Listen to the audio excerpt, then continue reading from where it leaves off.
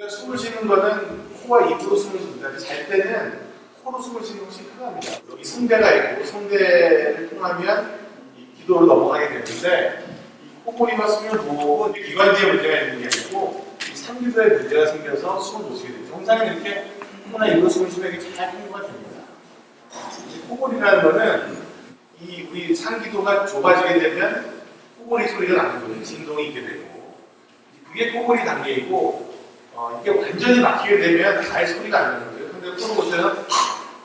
숨을 안 쉬는 상태는 완전히 막히고 숨을 못 쉬는 상태입니다. 그래서 단순 코골이도 요즘에는 이게 또 뭐 어떤 질병의 원인이라고 하고 있지만 사실은 이제 수면 무호흡증이 실제로는 이제 지금까지는 우리가 질병이라고 인식을 하고 코골이는 이제 수면 무호흡의 전 단계에 나왔던 일종의 증상이라고 생각하고 있습니다.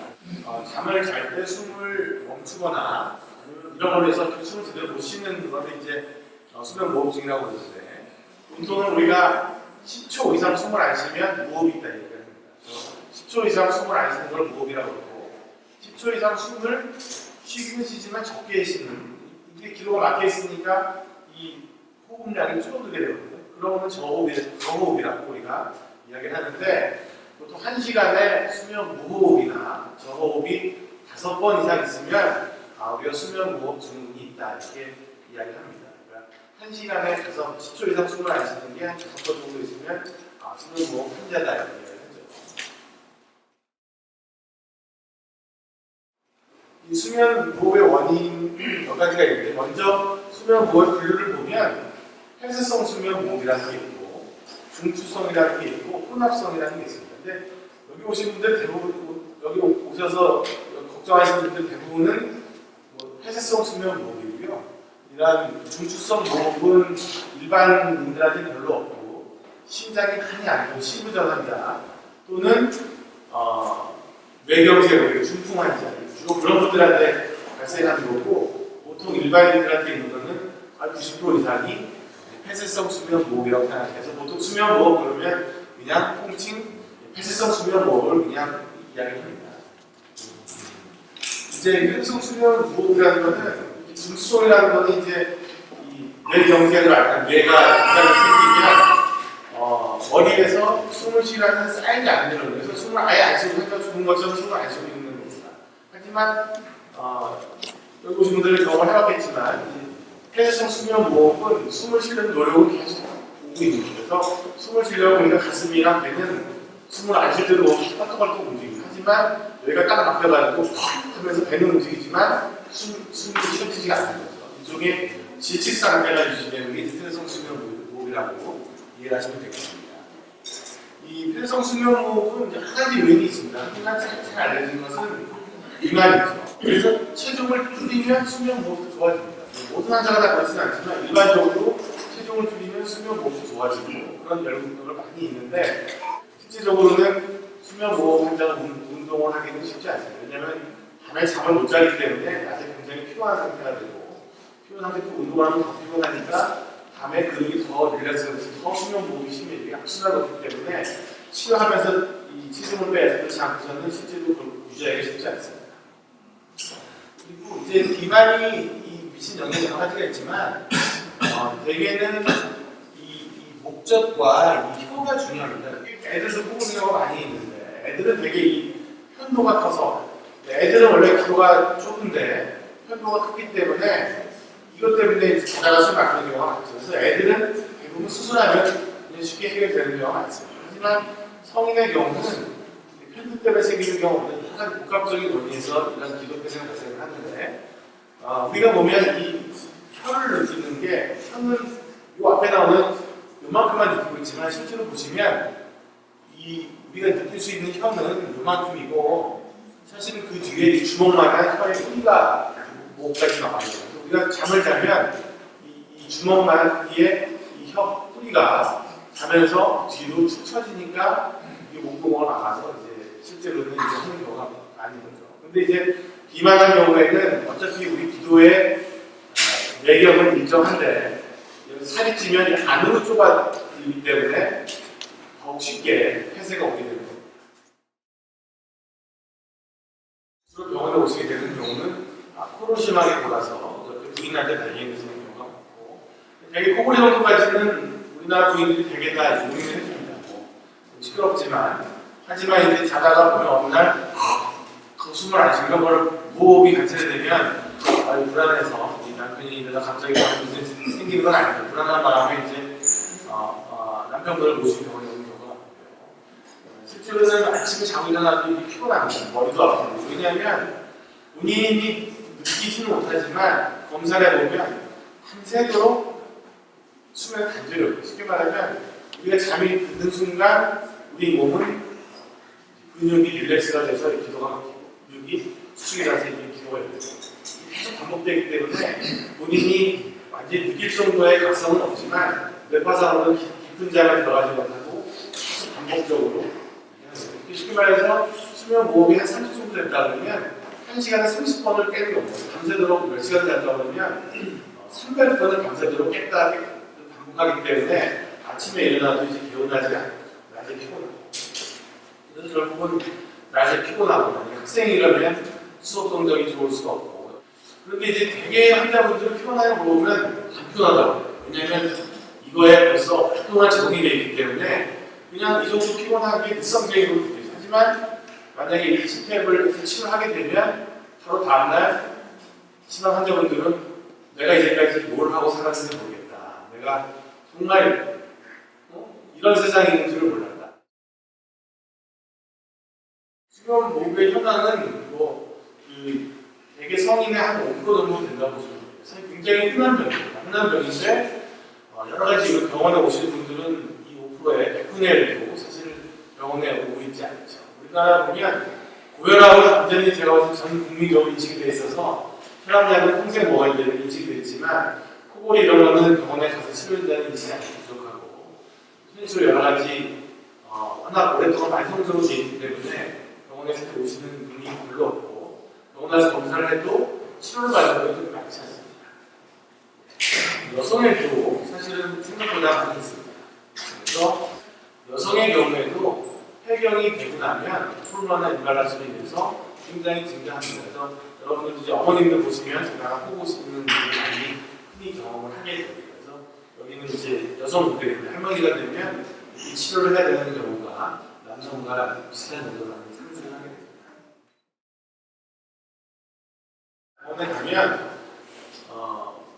혈압이 높아서 그러면 혈압을 재봐야 되는 것처럼 수면 모호흡을 정확히 진단하는 것이 중요합니다. 왜냐하면 실제로 굉장히 수면 모호흡이 심한 것 같지만 실제 원인으로 그런 것이 아닌 경우도 있고, 수면 모호흡인 줄 알았는데 알고 보니까 다른 병인 경우도 있고, 또 실제로 치료를 하기 위해서는 나중에 말씀드린 치료 방법이 두 가지가 있는데, 이건 CPAP을 써야 될지 수술을 해야 될지 아니면 무슨 치과에 쓰는 장치도 있고 여러 가지 방법이 있는데, 그런 걸 결정하기 위해서는 얼마나 환자가 심한지를 알아야 됩니다. 근데 이거를 말만 들어가고는 전혀 알 수가 없고요.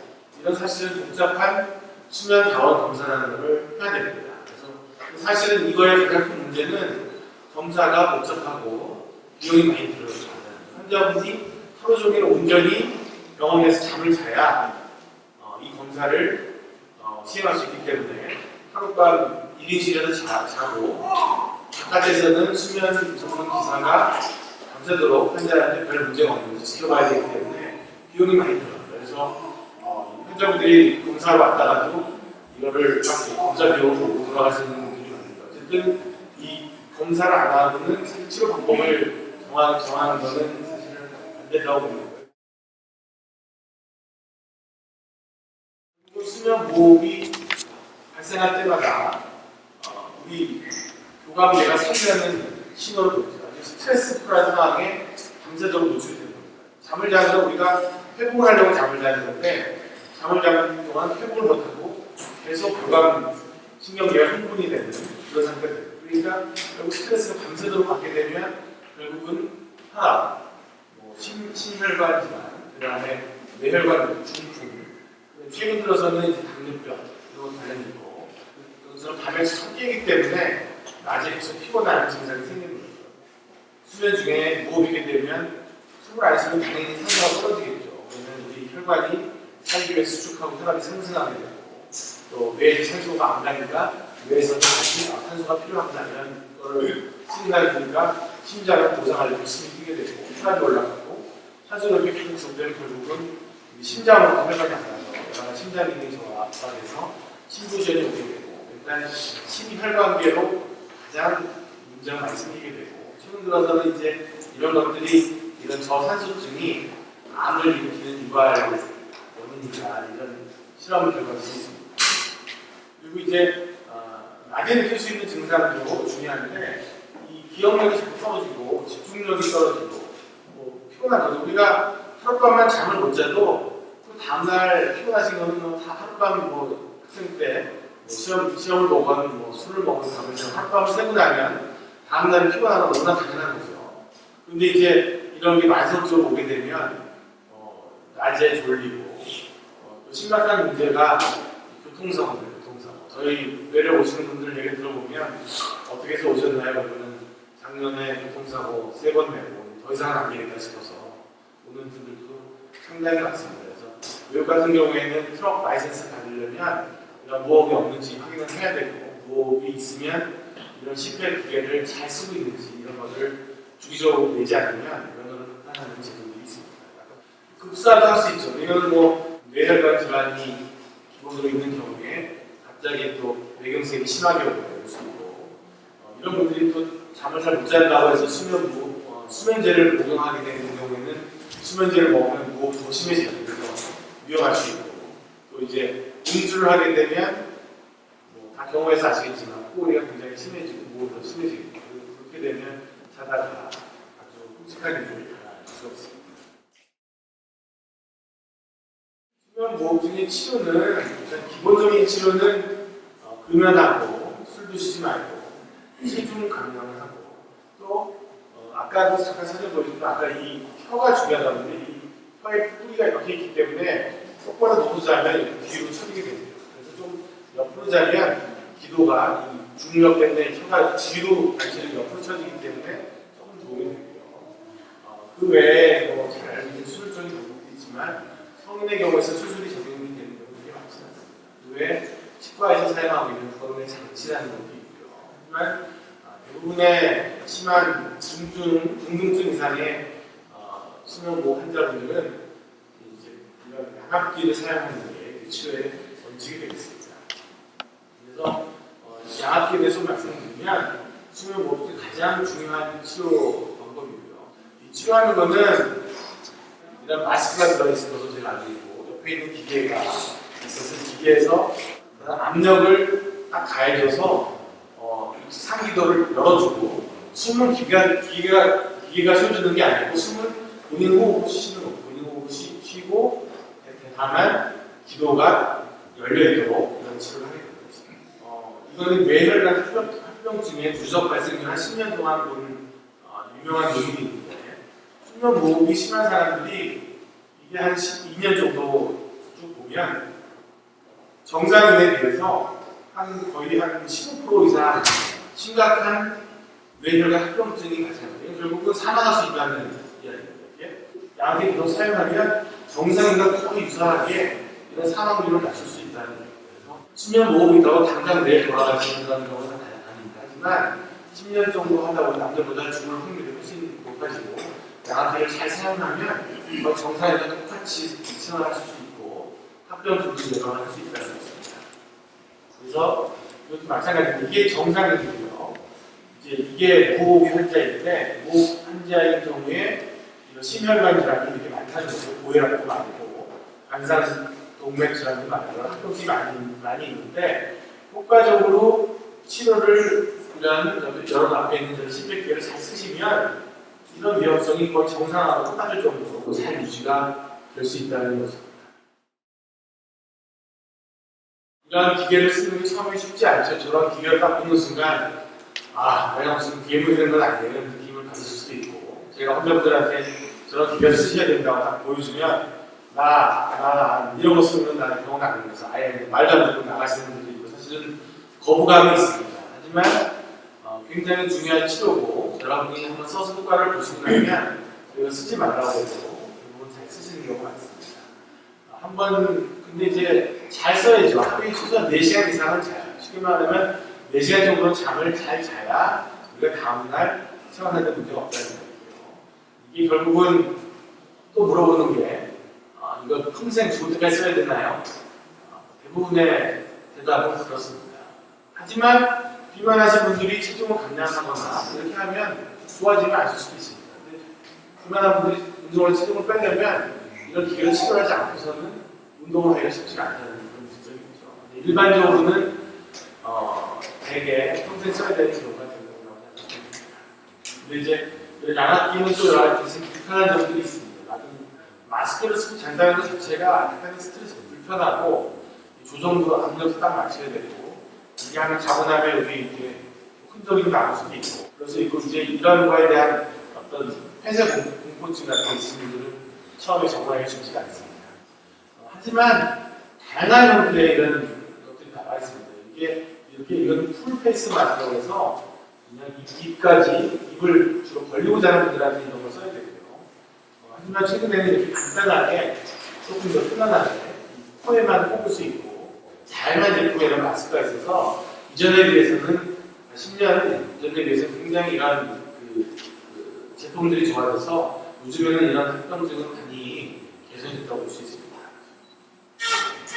적절하게 검사를 하고 본인에 맞는 치료 대부분의 심환자들은 양압기를 써야 되는데 양압기 치료를 사가면 처음에는 불편한 것 같지만 한 달 정도만 잘 수가 있으시면 그 다음에 적응이 잘 되고 그런 경우에는 이 수면보호로 인해 여러 가지 합병증을 예방할 수 있기 때문에 평소에는 똑같이 할 수 있다는 게 이 질환의 좋은 점이 아닐까